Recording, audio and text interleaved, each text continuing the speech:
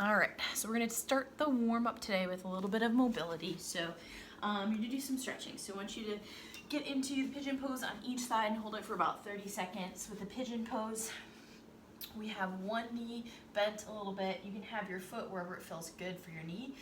If you want a little stronger stretch, you can bring it more towards parallel.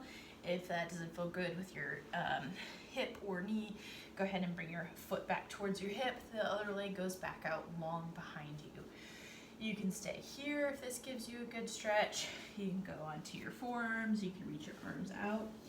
Whatever gives you a good stretch, you're going to hang out there for 30 seconds. Then you're going to switch to the other side. Same thing on the other side for 30 seconds. Okay. All right. The next thing we have is shin hops, I believe. Yep. Okay. So this is one where we're just working on some mobility. If you want to, you can start with your toes tucked underneath you.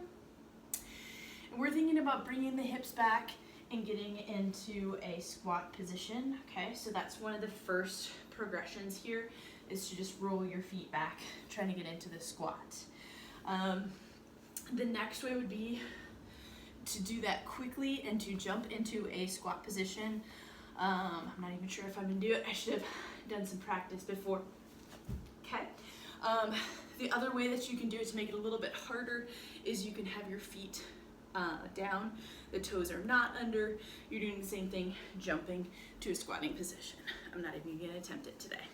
All right, after that, you're gonna do 10 push-ups, just like we've been working on. Again, we're gonna get really really good at push-ups while we're doing all this stuff. All the way down, all the way up in a straight line. If you have your knees on your knees, make sure you keep that body in a straight line and you're not piking at the hips, okay? That is what we do not want. And then I'm gonna do 10 pulls or bent over rows. I'm gonna use my kettlebell today. I'm gonna hinge over so the hips go back towards the wall behind me. The torso leans forward.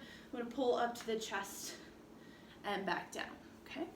So 10 of those. If I wanted to, I could do it with a single arm. I could either use a bench or just using my arm to brace. I could do 10 on each arm. All right, then we've got 30 seconds in the lizard pose. So again, we're just gonna work some stretching and mobility. So you're gonna have one knee down here.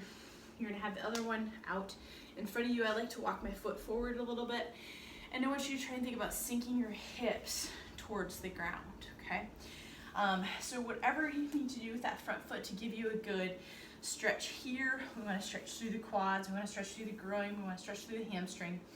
If it feels good, you can plant your hands, you can walk your hands out, you can lay your elbows or forearms on the ground.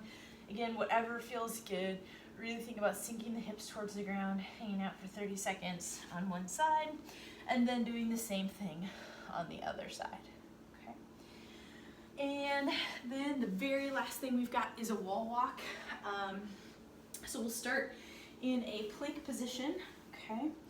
And then from here, you're thinking about keeping that hollow position, so I'm keeping my rib cage working towards my hips.